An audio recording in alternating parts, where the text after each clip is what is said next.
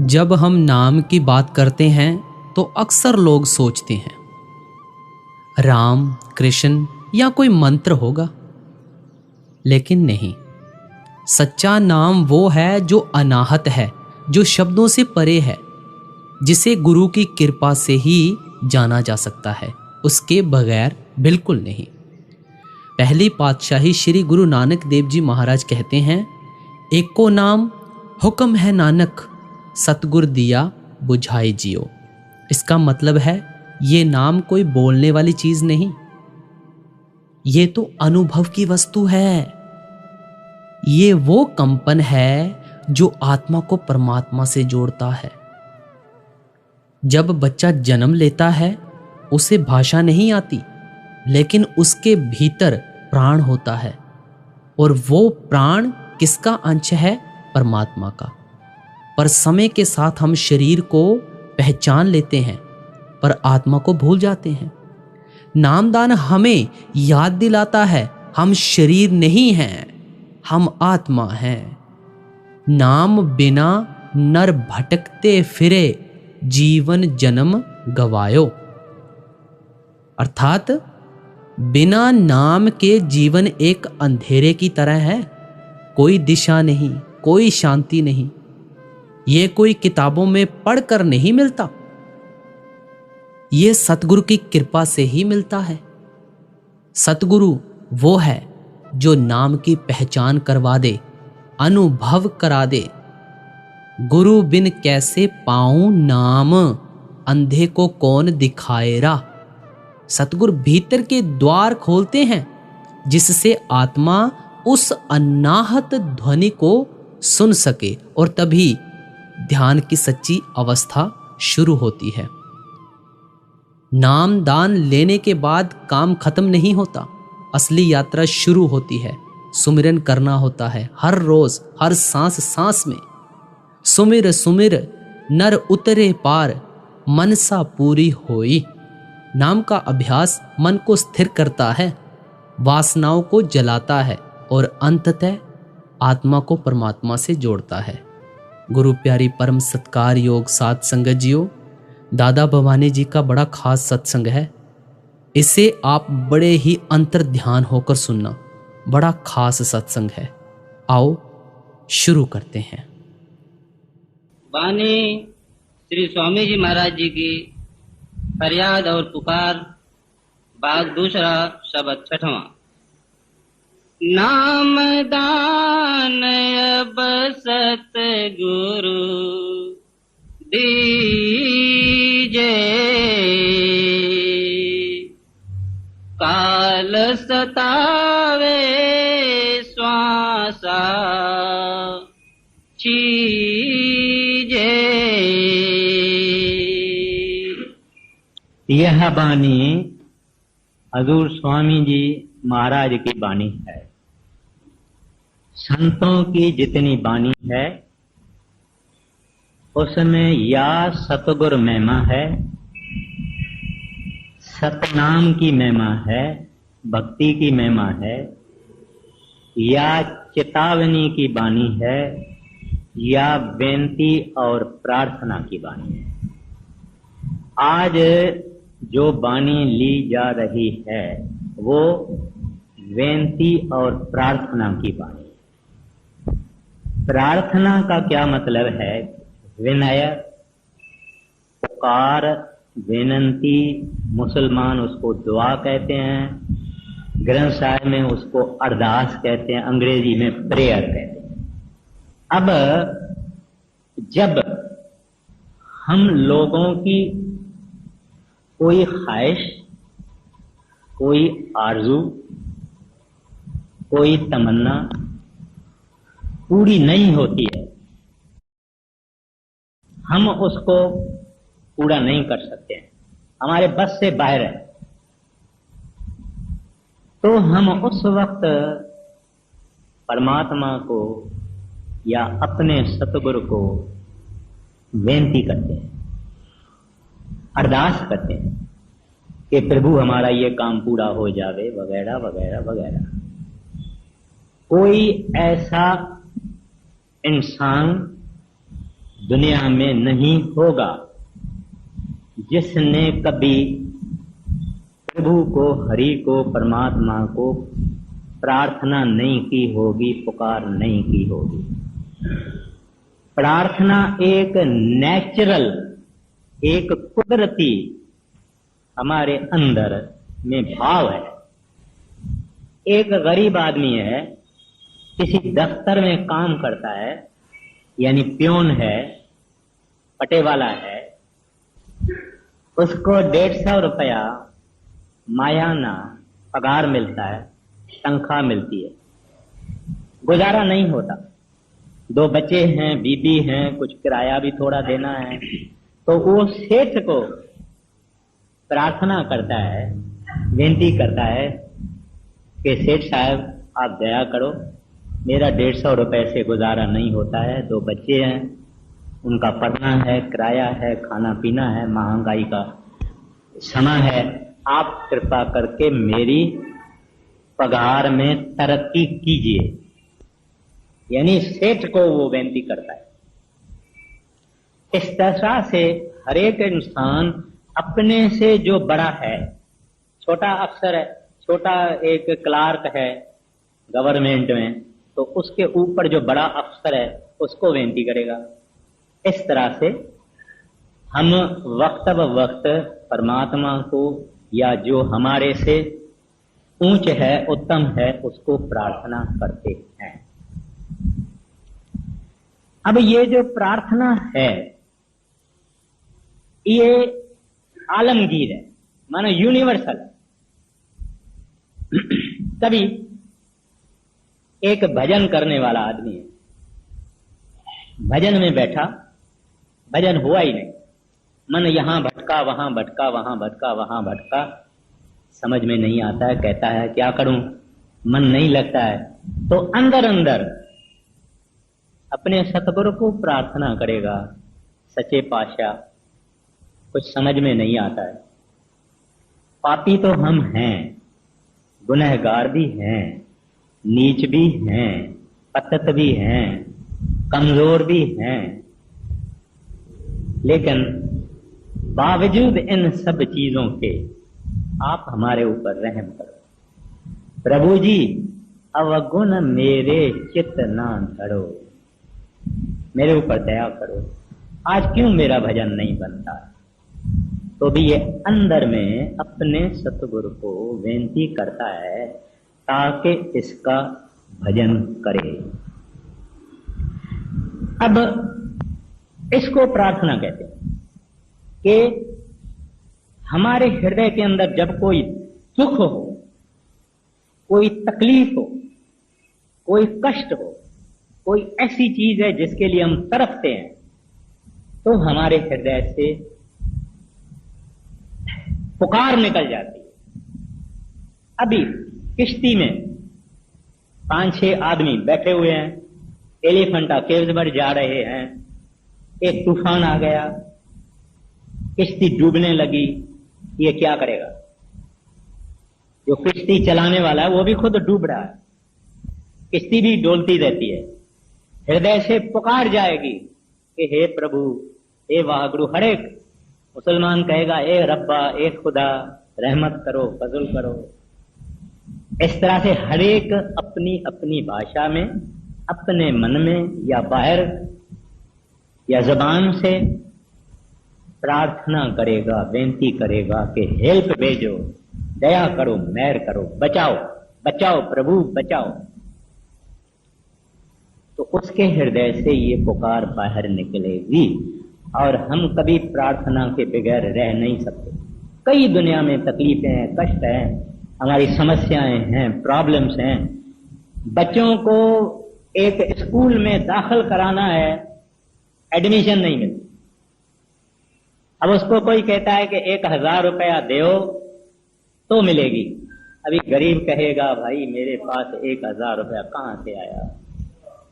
दूसरा नहीं तो मन में तो बोलेगा हे भगवान, हे प्रभु, मैं गरीब आदमी हूं, मेरा कोई इन्फ्लुएंस भी नहीं है, ये भी नहीं है, आप कुछ दया करो। तो ये है प्रार्थना जो हर एक इंसान करता है। जैसा जैसा उनकी तकलीफ ऐसी ऐसी प्रार्थना। अब किसको हम प्रार्थना करें? सचमुच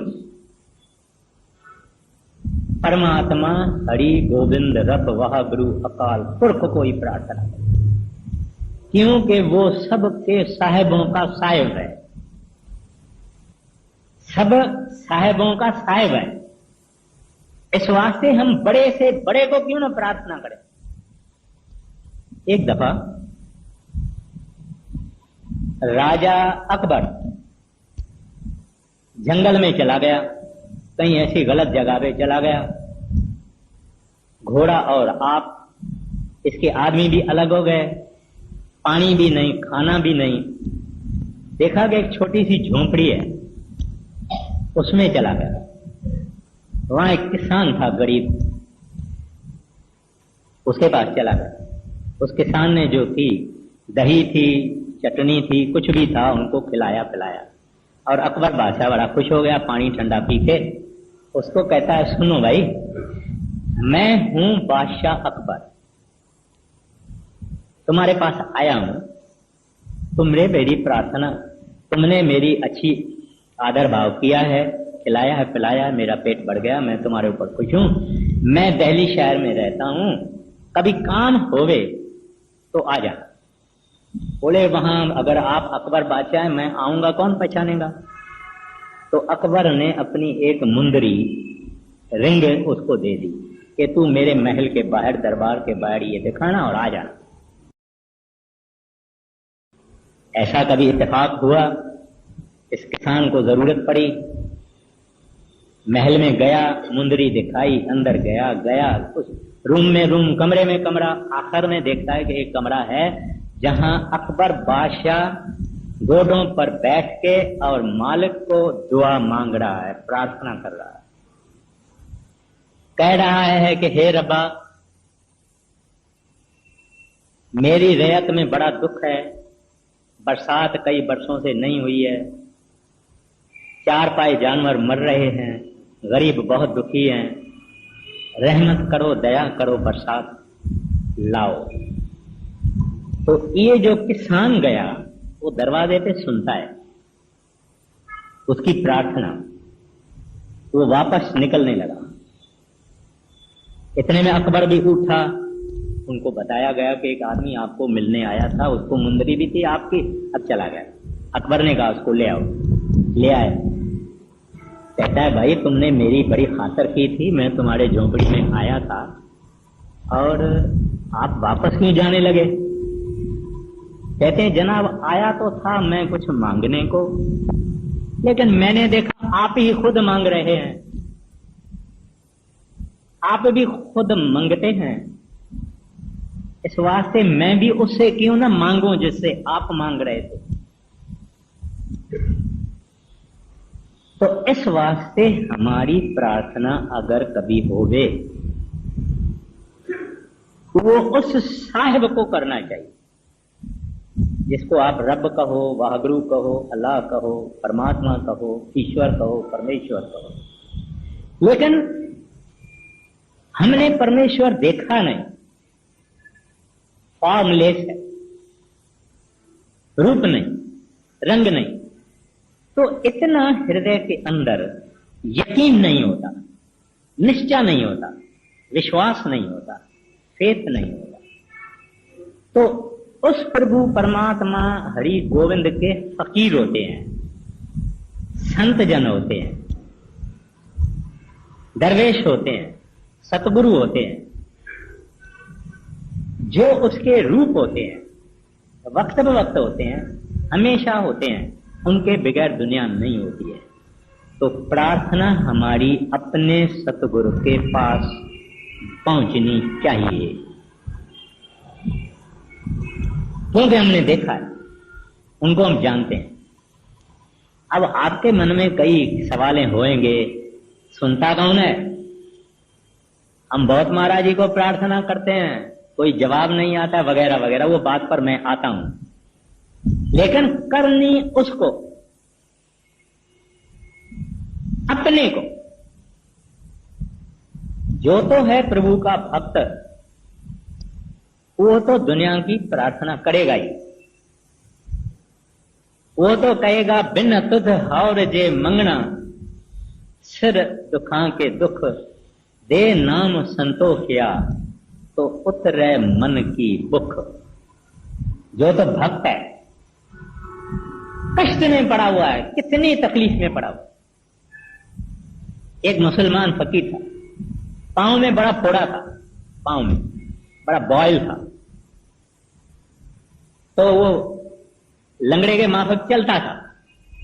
तो किसी ने कहा उसको, भाई तू मालिक को प्रार्थना क्यों नहीं करता है कि तुम्हारा ये फोड़ा ठीक कर लेवे? कहता है प्रार्थना क्यों करूं? वो नहीं समझता है कि मेरे को क्या तकलीफ है, वो नहीं जानता है कि मेरे को क्या तकलीफ है। मैं तो ये शुक्र करता हूं कि ये फोड़ा मेरी आंख में नहीं है। अब ये जो रवैया है ये है भक्तों की। भक्त और भगवान का आपस में एक खास रिलेशन होता है। तो वो किस चीज की प्रार्थना नहीं करते, अगर करते हैं तो कहते हैं आपकी जरूरत है। बीबी राबा बसड़ी प्रार्थना करती है कि हे प्रभु, अगर मैंने नरकों के दुख से, डर से, अगर मैंने नरकों के डर से आपकी भक्ति की है तो जरूर मुझे नरकों में डालना। अगर मैंने बेहेश्त यानी स्वर्ग यानी वैकुंठ, अगर मैंने स्वर्ग की आशा रख के आपकी भक्ति की है तो मुझे स्वर्गों में नहीं भेजना। लेकिन अगर मैंने आपको हासिल करने के लिए आपकी भक्ति की है तो अपने दीदार से महरूम नहीं करना। Don't deprive me of your Holi plans. अब यहां भी एक भक्त है, कहता है मैं नरकों से नहीं डरता हूं, मेरे को स्वर्गों की आशा नहीं है, मेरे को तो आपकी लोड़ है और आपको ही प्रार्थना करता हूं कि जल्दी दीदार करवाओ, दर्शन दे। अच्छा, तो इस तरह से अपने को अगर प्रार्थना करनी है तो अपने संत सतगुरु को करना चाहिए। वाणी कहती है ग्रंथ साहिब की, सुख दाता भय भंजनो। कहते हैं संत जन सुख दाता होते हैं, सुख देने वाले होते हैं। भय भंजनो, हमारा डर, हमारा भय, हमारा फियर, उसको नाश करने वाले होते हैं। तिस आगे कर अरदास, कहते हैं उसके आगे अरदास करो, उसके आगे प्रार्थना करो। जो दुखों को निवारण करने वाला है, डर सब हमारा निकालने वाला है। मेहर करे जिस मेहरबान, कहते हैं वो मेहरबान है। मेहरबान का क्या मतलब है? दयालु, बख्शिश करने वाला, माफ करने वाला, रहमत करने वाला। कहते हैं वो मेहरबान है। आगे कहते हैं ता कारज आवे रास,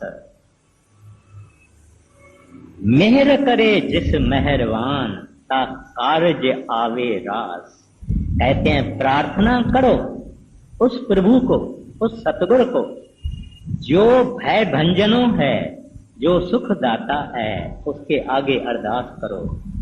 वो मेहरबान है और हमारे कार्य रास करने वाले हैं, कार्य पूरे करने वाले हैं। तो ये प्रार्थना किसको करनी चाहिए? या एक मालिक को, या उसका प्रतिनिधि संत सतगुरु दरवेश फकीर औलिया, पूरा कामिल। फिर प्रार्थना का ये मतलब नहीं है कि हम पुरुषार्थ ना करें, माना मेहनत ना करें, कोशिश ना करें। प्रार्थना के साथ साथ हमारा पुरुषार्थ, मेहनत, एफर्ट, कोशिश करनी जरूर होनी। एक लड़का है, इम्तिहान देने का दिन है, सुबह को देरी से उठा है। अब सोचता है कि मैं इम्तिहान तक नहीं पहुंचूंगा, दरवाजे बंद हो जाएंगे। अब वो प्रार्थना करता है सतगुरु को, हजूर सच्चे पातशाह देरी हो गई है, दया करो। इसके साथ साथ उसको कदम भी जल्दी आगे उठाना चाहिए, ये ना कि बैठ जावे, आप ही तो नहीं वहां पहुंच जाएगा इम्तिहान के हाल में। गुरु को भी दया करने का ढक के करता है, वो दिखा के नहीं करता है, यानी छुपा के करता है। उनको जरिया देना चाहिए। एक बीबी थी, मिसेस कपूर है, बड़ा सत्संग घर बन रहा था। वो छोटा सा लड़का भी ले आई, यानी छोटे बच्चों को हम कहते हैं ना सेवा करो सेवा करो, छोटा सा लड़का था, उसको भी ले आई थी। तो वो ईंट बेचारा उठा रहा था, एक ईंट सिर पर उठा रहा था, एक। तो कोई इत्तेफाक से वो गिर पड़ा, ईंटों में गिर पड़ा, तो यहां फ्रैक्चर हो गया। और फ्रैक्चर ऐसा हुआ कि ये लटकता, ये हाथ और ये जगह लटकती। बेबी भी तकड़ी थी, आई महाराज जी के पास, महाराज तुम्हारी सेवा कौन करेगा, ए देखो मेरे बच्चे का ये फ्रैक्चर हो गया है। महाराज जी ने पहले ही इधर हाथ डाल दिया, बच्चे को बोला आओ इधर, उधर हाथ डाल दिया था, आओ इधर बैठो बैठो बेटा बैठो बैठो, क्या हुआ तुम्हारे को, क्या हुआ। महाराज जी को कहती है तुसी देखते नहीं। महाराज जी कहता है बीबी मुझे दिखाओ भी, क्या हुआ है, तुम इतना चिल्लाती है, हुआ क्या है। और बीबी देखे तो कुछ भी नहीं है, कुछ भी नहीं है। वो तो पहले ही महाराज जी ने हाथ रख दिया उसके ऊपर। खैर, तो संत दया मेहर करना चाहते हैं, लेकिन ओपन नहीं, ढक के करना चाहते हैं। तो अगर लड़का देखता है कि मुझे इम्तिहान में पहुंचना है, जल्दी देरी हो गई है, उसका काम है कि जरा जल्दी भागे, तो रहमत उसके साथ जाएगी। कुछ भी करेंगे, वो मालिक है, करना चाहें कर सकते हैं, लेकिन हमारा काम है कि उसके साथ साथ पुरुषार्थ करना, मेहनत करना। अब कोई आदमी बीमार है तो प्रार्थना करेगा, साथ साथ में डॉक्टर का इलाज भी जरूर करना, परहेजगारी भी करना, यानी कि पुरुषार्थ हर हालत में करना। एक आदमी कहे भजन नहीं होता है प्रभु, मन नहीं लगता है दाता, क्या करें, बड़ा जबरदस्त है, काल का चक्कर बहुत ये है, हमारे से तो भजन बनता नहीं है, ऐसा करके बैठेगा, भजन कभी नहीं बनेगा। हाँ, ये कोशिश करे, बैठे, सुबह को बैठे, दोपहर को बैठे, किस वक्त भी, जैसे जैसे इसको सहूलियत होती है। अभी बीबियां हैं घर में, जब पति देव चला जाता है, सेठ चला जाता है, जमींदार चला जाता है, बच्चे स्कूल में चले गए, तो माता बहन घर में अकेली बैठी है, टाइम भी है, उस वक्त बैठ सकती है।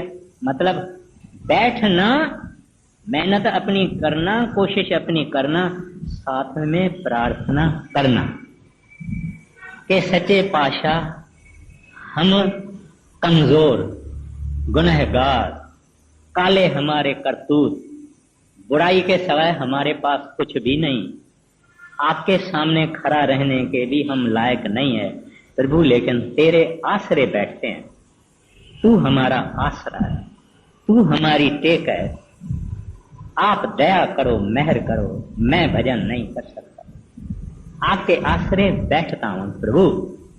अब प्रार्थना चली गई, साथ साथ में इसने उद्यम किया। ग्रंथ साहब की बानी कहती है, उद्यम करो बड़ भागियो, है वड भाग्य ने बड़े भाग वाले नाम मिला है, उद्यम करो बड़ भागियो, कहते हैं उद्यम करो। उद्यम करो माना पुरुषार्थ करो, मेहनत करो, करनी करो, अभ्यास करो, साधना करो, गुरु की मेहर मिलेगी। इट इज कपल्ड, भजन के साथ मेहर बांधी हुई है, करेगा मिलेगी, ना करेगा ना मिलेगी। ये भजन से दया मेहर पैदा होती है, रहमत उससे पैदा होती है, जो नहीं बैठेगा नहीं मिलेगी। खैर, अब ये हो गया कि प्रार्थना हमारी किसको करना चाहिए। फिर ये तो आप पुरुषार्थ छोड़ देना चाहिए क्या? नहीं, पुरुषार्थ करना चाहिए। अभी डेरा है इतना बड़ा, डेरे को महाराज जी लंबी लंबी 8 फुट की दीवार लगाते हैं, सारा कंपाउंड वाल लगाते हैं। वो मालिक हैं, हवा क्या, अग्नि क्या, पानी क्या, मट्टी क्या, सब उसके हाथ में है, सब उसके हाथ में। जो करना चाहे करें, लेकिन वो भी पुरुषार्थ करते हैं, रूहानियत नहीं चलाते हैं। महाराज श्री कृष्ण ने गीता के अंदर भी यही कहा है कि मैं भी खाली नहीं बैठता हूं, मुझे भी कर्म करना पड़ता है। तो इस वास्ते कर्म, मेहनत, साधना करनी जरूर करनी है, सुस्तों का काम नहीं है। अगर हम चाहते हैं कि एक दिन परमात्मा हरि गोविंद का दर्शन करें, तो ये काम सुस्तों का नहीं, सुस्तों से ये नहीं होता। दुनिया में भी जितने आप देखते हैं जो कुछ बन रहा है, सुस्तों से नहीं बना, मेहनत करने वालों से बना। तो ये परमार्थ में तो बहुत मेहनत चाहिए। अब दूसरा सवाल आया कि हमारी प्रार्थनाएं कबूल क्यों नहीं होती है।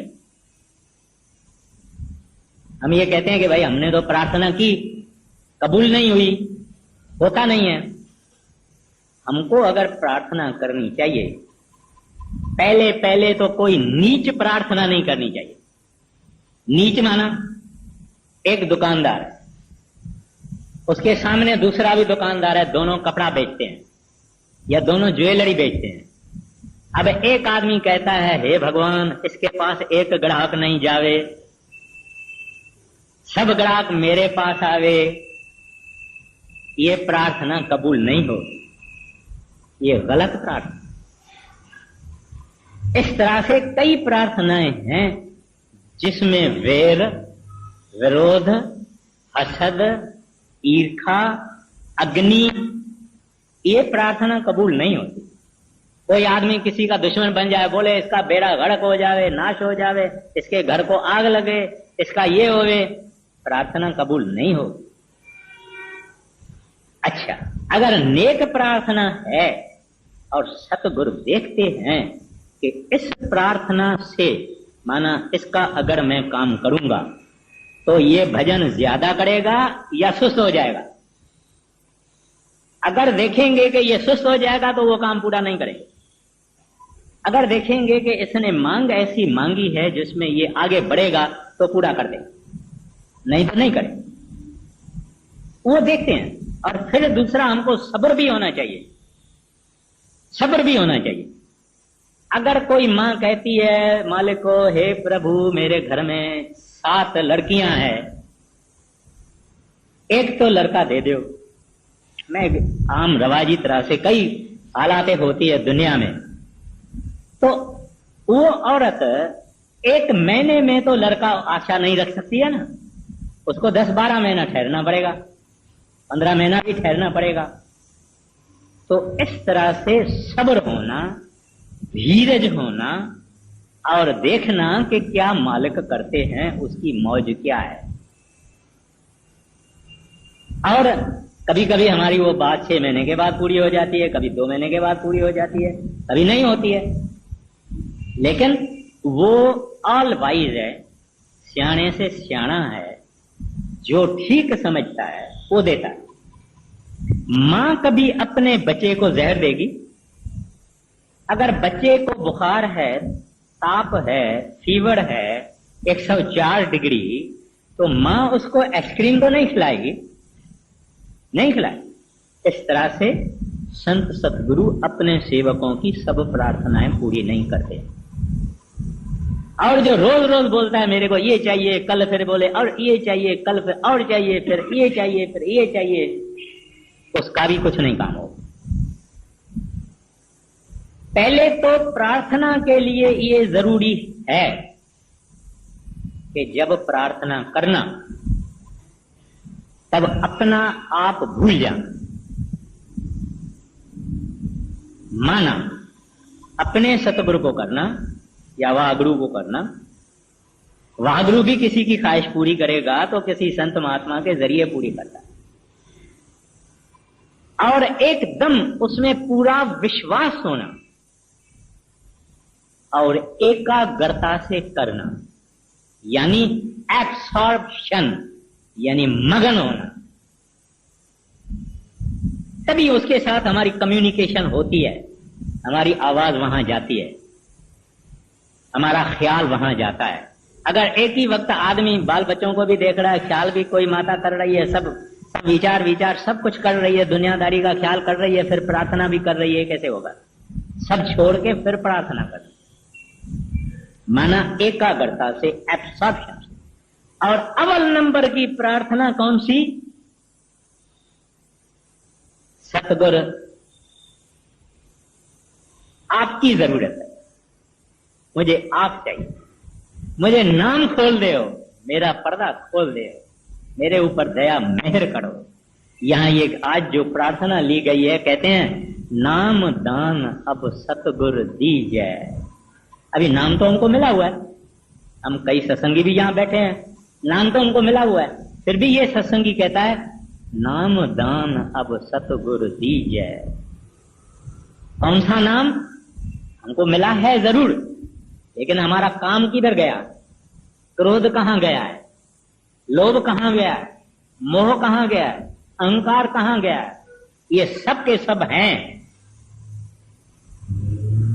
क्योंकि जो नाम असल है, असल का मतलब यह है कि जो धुन आत्मक नाम है, जो शब्द स्वरूपी नाम है, जो हर एक घट घट में बसता है, वो नाम की मांग रहा है सेवक कि प्रभु मुझे वो नाम देव, अंदर खोलो, प्रकाश करो उस नाम का, उस शब्द को खोलो, नाम को खोलो, तो हमारे अंदर परिवर्तन आएगा, इनकलाब आएगा, हमारा काम ठंडा होगा, क्रोध ठंडा होगा, लोभ ठंडा होगा, मोह ठंडा होगा, अहंकार ठंडा होगा, नम्रता आएगी।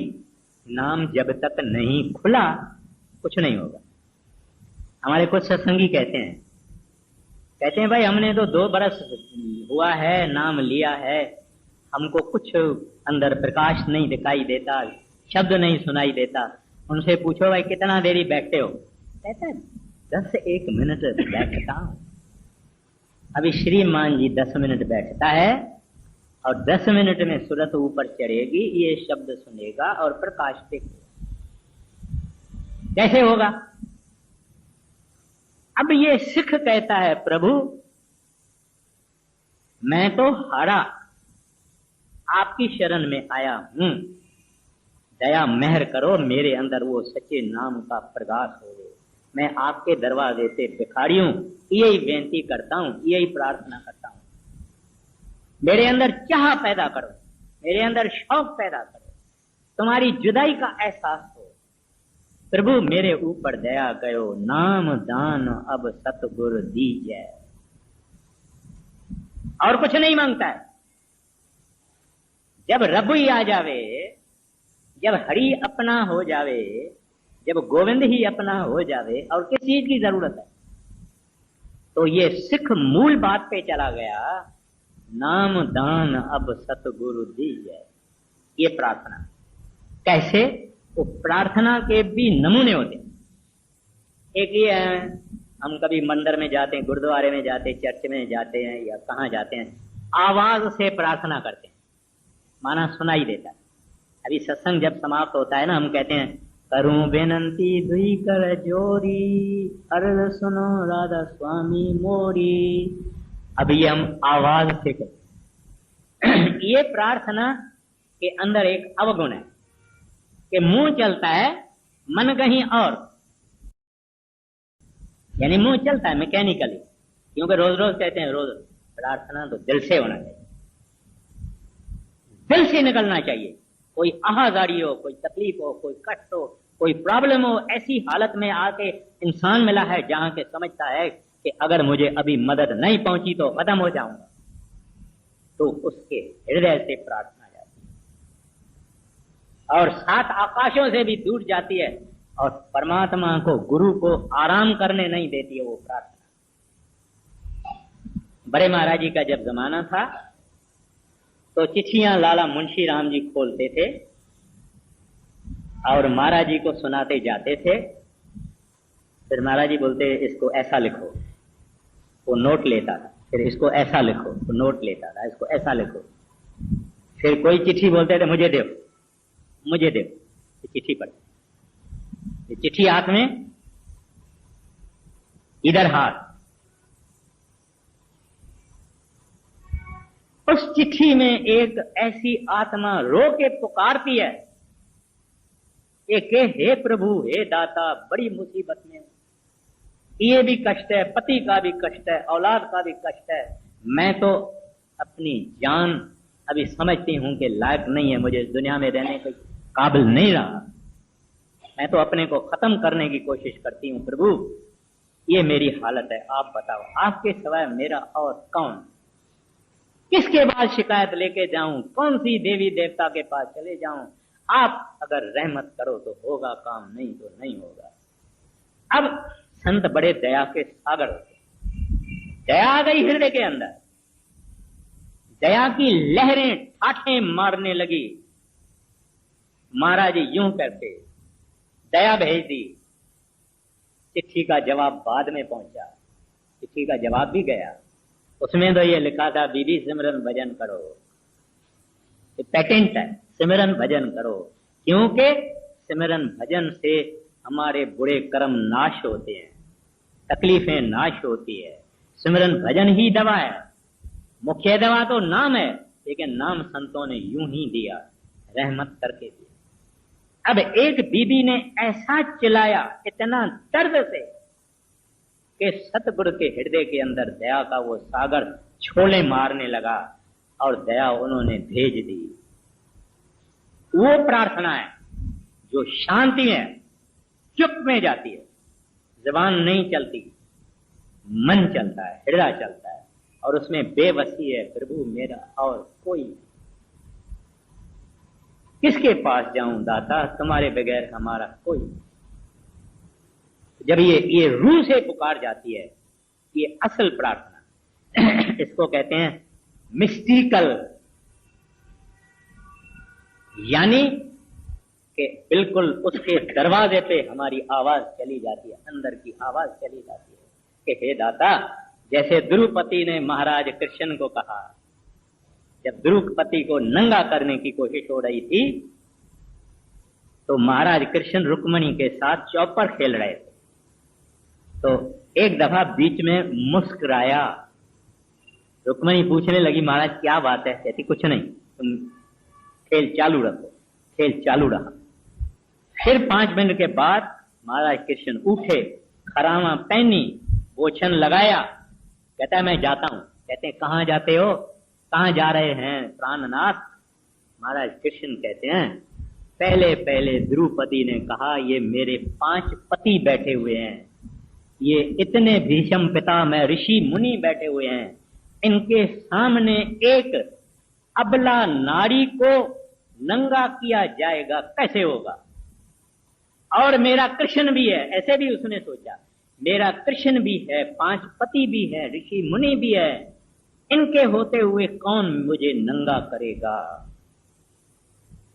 कहते हैं अब कहती है महाराज कृष्ण तुम्हारे सिवाय और कोई नहीं, क्योंकि 5 पति कुछ नहीं कर सकते थे,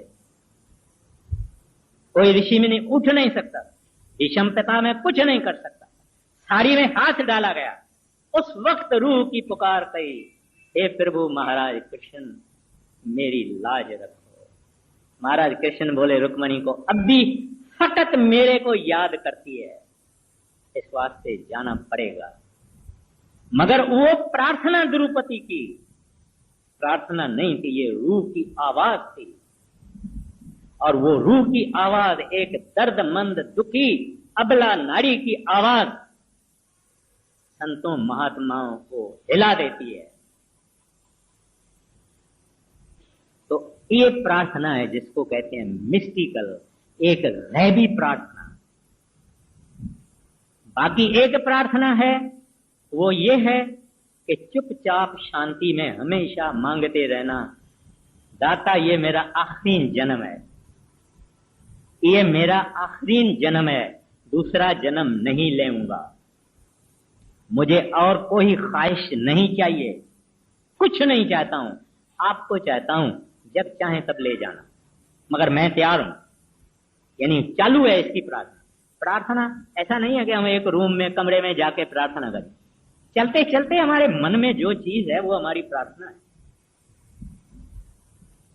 अगर ये कहता है प्रभु दूसरा जन्म मुझे लेना नहीं है, ये मेरा जन्म है, दुख सुख जो देना है दे दो, ख्वाहिशे वाहिशे मेरे पास कुछ नहीं है, जब चाहिए ले जाना, मेरा बिस्तरा गोल है, ये प्रार्थना है। खामोश में हमेशा कोई सिख कुछ मांगता है, कोई सिख कुछ मांगता है, कोई सिख कुछ मांगता है, कोई कुछ मांगता है।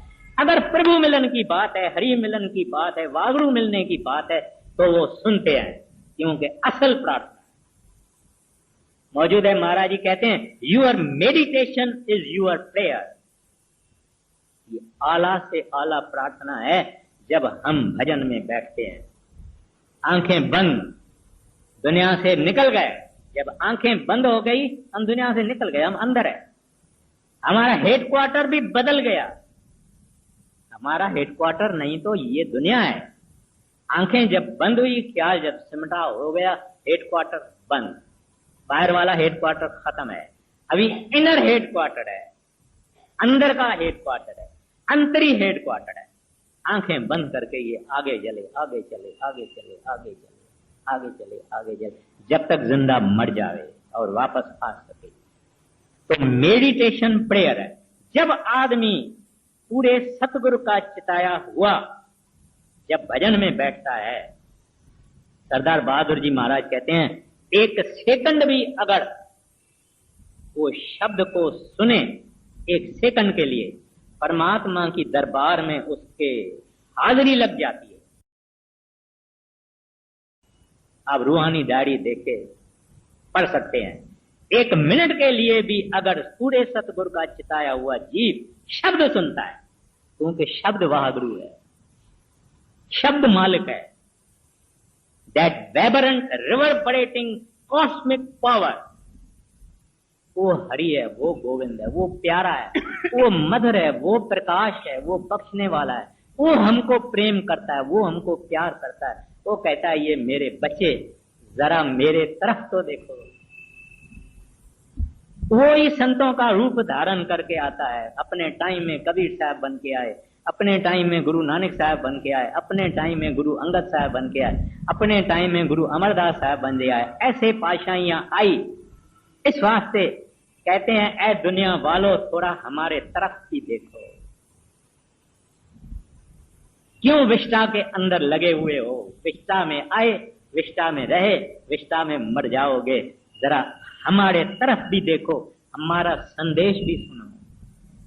इतना बड़ा श्री गुरु ग्रंथ साहिब है, एक एक कड़ी आप पढ़ो, सेवक को जगाने के लिए है। एको सत नाम करता पुरख निर्भव निर्वैर अकाल मूर्त अजूनी संभव गुर प्रसाद जपो जपो जपो जपो जपो जपो जपो। संतों का ये कहना, हम सुनते नहीं। तो अब क्या कहते हैं, सतगुरु नाम दान अब सतगुरु दीजै प्रभु।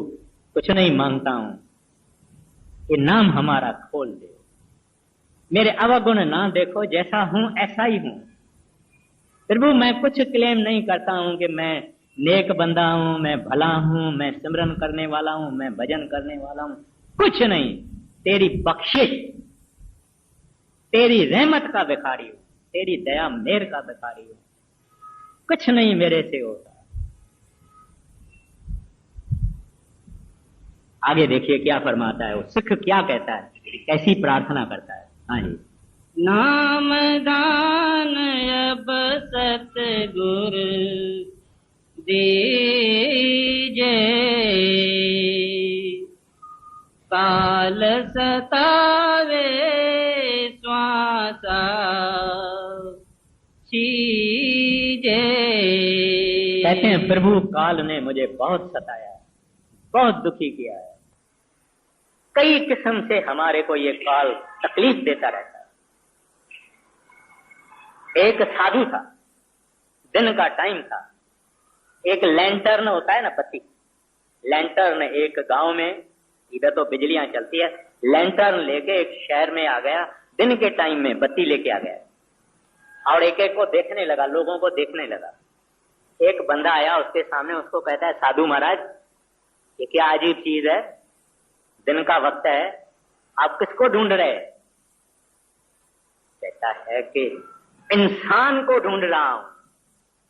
लोग हंसने लगे, कहते हैं ये सब हम इंसान नहीं है? कहता है नहीं, तुम इंसान नहीं है। बोले फिर हम कौन है? कहता है तू आदमी है। बोलता है आदमी इंसान में फर्क है? कहता है हाँ, तू है आदमी, तुम्हारा सांस आया तो वाह, ना आया तो खत्म, ये है आदमी। यानी दम आया तो ठीक है, ना आया तो खत्म। कहता फिर इंसान क्या है?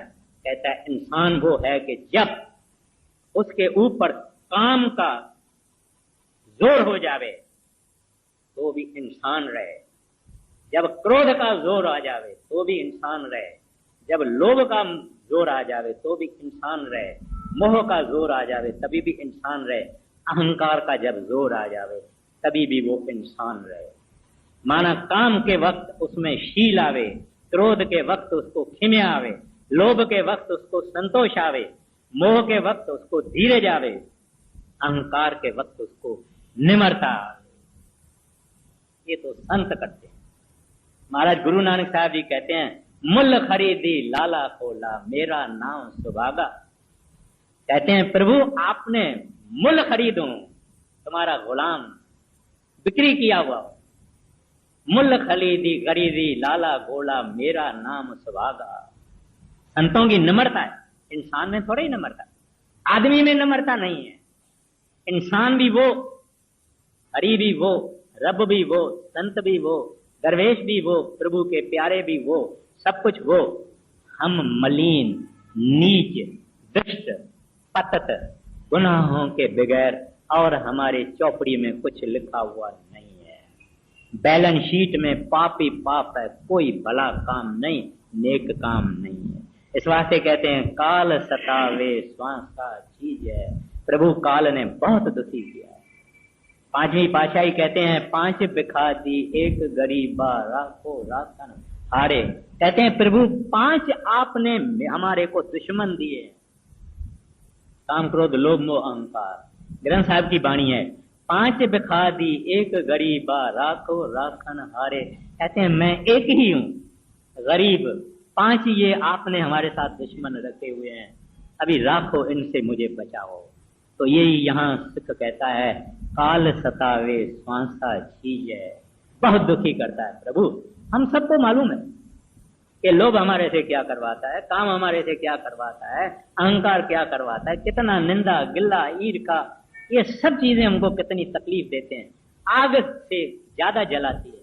इस वास्ते कहता है नाम प्रकट करो, शांति आ जाए। आगे दुख पावत मैं निस दिन बारी, गही आय अब ओट तुम्हारी। तुम समान कोई और न दाता, मैं बालक तुम पिता और माता। मोको दुखी आप कस देखो, यह अचरज मोहि होत परे खो। कहते मैंने आपकी शरण ली है प्रभु, आप दाता हैं, मैं और किसी दूसरे को जानता नहीं हूँ।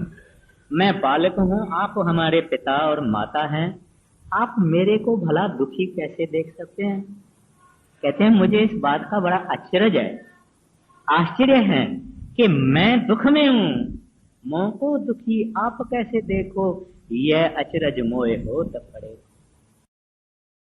कहते हैं आप कैसे खामोश रह सकते हैं जब मैं इतना दुखी हूँ, इतने कष्ट में हूँ, इतनी मुसीबत में हूँ।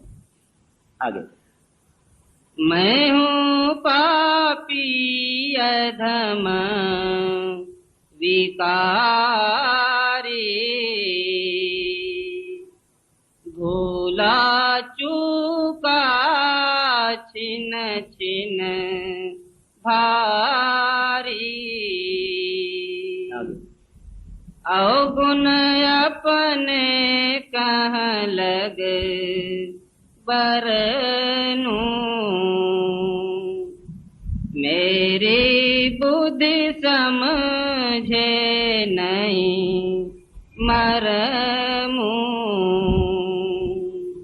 अब कहते हैं प्रभु मेरे समझ में नहीं आता है, मेरे को इतनी बुद्धि नहीं है, भूल भी है मेरी, चूक भी मैं करता हूँ, अवगुणों से भी मैं बड़ा हुआ हूँ, लेकिन मेरी बुद्धि ये नहीं समझती है कि आप खामोश क्यों हैं जब मैं इतने दुख भोग रहा हूं। अब बात ऐसी है, जब भी हमको कोई कष्ट है, तकलीफ है, दुख है, मुसीबत है, आपदाएं हैं, कोई दुख का समय गुजर रहा है और कुछ नहीं होता, तो ये समझना चाहिए कि हमको संत सतगुरु एक ऐसे वक्त से गुजर हम रहे हैं ताकि हम इसको उसका भाना समझें। भाने का मतलब क्या है कि वो हमको पकाना चाहता है। अगर सोने के अंदर थोड़ा तांबा मिला हुआ है, थोड़ी चांदी मिली हुई है, थोड़ा कुछ मिला हुआ है, तो परमात्मा अपने पास प्योर 24 कैरेट का सिक्का रखता है, यानी उनको मंजूर करता है, उस रूह को, उस आत्मा को जो कि प्योर है। अभी ये सफाई कहां से आती है? जब हम दुखों से गुजरते हैं, जब हम कष्टों से गुजरते हैं, और संत कहते हैं कि ये पक जावे, ये साफ हो जावे, ये पक जावे, लेकिन उसको टूटने नहीं देते। विचार में रखने की बात है कि वो टूटने नहीं देते हैं, मोड़ते हैं, बेंड करते हैं, लेकिन तोड़ते नहीं हैं। जब देखता है कि नहीं सह सकता है, हाजिर हो जाते हैं, ठंडक आ जाती है, रहमत आ जाती है। लेकिन कहता है कि ये सह सकता है, देव इसको साफ करो, इसके गुनाह साफ करो, निर्मल करो, इसको सोना बना के अपने खजाने में डालूंगा, अपनी मिंट में डालूंगा। वो समय अपने को समझना चाहिए कि ये इनका भाना है। ये चाहते हैं, मैं कौन हूं जो नहीं चाहूं। बीबी राबा बसरी बड़ी गरीब थी, उसके पास तकिया नहीं था, माना सराना नहीं था, ईंट थी, रखने के लिए ईंट थी, चटाई थी फटी हुई, सोती थी, मटला भी टूटा हुआ था जिसमें पानी पड़ा था। तो एक दूसरा फकीर आया, वो उसको कहता है, बीबी मेरा एक शाहूकार आदमी दोस्त है, वो तुम्हारे को कुछ दरहम देगा, माना पैसा देगा, तू जरा सुख की जीवन तो ले लो। तो बीबी उसको कहती है, फकीर तू क्या कह रहा है? जिस परमात्मा ने, जिस रब ने इसको पैसा दिया है, शाहूकार किया है, उसी रब ने मुझे गरीब किया है। देखिए विचार कैसा है। हम तो शिकायत करते हैं ना, प्रभु के प्यारे शिकायत नहीं करते। जिस परमात्मा ने इसको पैसा दिया है, उस परमात्मा ने मुझे गरीब किया है। उसको पैसा देने में उसका कोई मतलब होगा, वो जाने। मेरे को उन्होंने गरीब दिया है, उसमें भी उसका कोई मतलब होगा। वो परमात्मा मिस्टेक नहीं करता, वो परमात्मा गलती नहीं करता। और हम कौन हैं अपने परवरदिगार को कहने वाले के अरे भाई मिस्टेक कर दिया है तुमने, इसको कंगाल क्यों किया, इसको अमीर क्यों किया। कहता है वो मिस्टेक नहीं करता। The lord is infallible, he is perfect. अगर किसी को दुख देता है तो उसको पकाने के लिए देता है कि ये इस गर्मी से निकल जावे, सहने की ताकत आ जावे। और ये जितने भी संत जन हैं, गुरु अर्जन साहब जी महाराज को जब तत्ते तवे पे रखा गया था, क्या बात थी, सब कुछ कर सकते थे। तत्ता तवा है, ऊपर में गरम गरम रेत डाली जा रही है। कहता है तेरा भाना मीठा लागे। कहता है, देखिए वचन कैसे हैं, महासुंदर, तेरा भाना मीठा लागे। कहते हैं प्रभु जो आप कर रहे हैं मुझे मीठा लगता है। क्यों? प्रीतम से कोई चीज कड़वी नहीं आती है, क्योंकि हमको वो प्यार करता है। अगर मां अपने बच्चे को जबरदस्ती मुंह में कड़वी दवाई डालती है, अगर बच्चा सोचे कि ये बड़ी रहम दिल नहीं है, बेरहम है, गलत है, मां बहुत रहीम होती है। बच्चे के फायदे के लिए उसको थोड़ी तकलीफ देती है कि दवाई पिएगा तंदुरुस्त हो जाएगा। अगर हमारा गलीचा, घर में गलीचा रखते हैं ना, गलीचा मैला हो जावे, हम उसको क्या करते हैं, बाहर निकाल के धूप में और एक सोटी लेके और उसको पीटते हैं तो इसकी मट्टी निकल जावे। जितना ज्यादा पीटेंगे इतना ज्यादा मट्टी निकलेगी, गलीचा साफ होगा। ऐसे वो प्रभु हमारे को कभी कभी कभी कभी कभी कभी तकलीफ देते हैं कि इसको पार कर दें, इसकी सफाई कर दें। और हमको भी समझना चाहिए कि जो करने वाला है वो ही करता है, इसमें भी उसने कोई भला सोचा होगा। तो इस वास्ते कहते हैं मेरी बुद्ध समझे नहीं मरमू। कहता है प्रभु मेरे दिमाग से ये बात दूर है कि मैं दुखी और आप खामोश। ऐसे करते हैं ताकि हम साफ हो जावे, पक जावे। आगे अवगुण अपने कह लगे बरनू, मेरी बुद्धि समझे नहीं मरमू। तुम्हारी गति मति ने कन जानू, अपनी मति अनुसार बखानू। तुम समर्थ और अंतर जामी, क्या क्या कहूँ मैं सतगुरु स्वामी। मौज करो दुख अंतर हरो, दया दृष्टि अब मोह पे धरो। मागू नाम न मागू मान,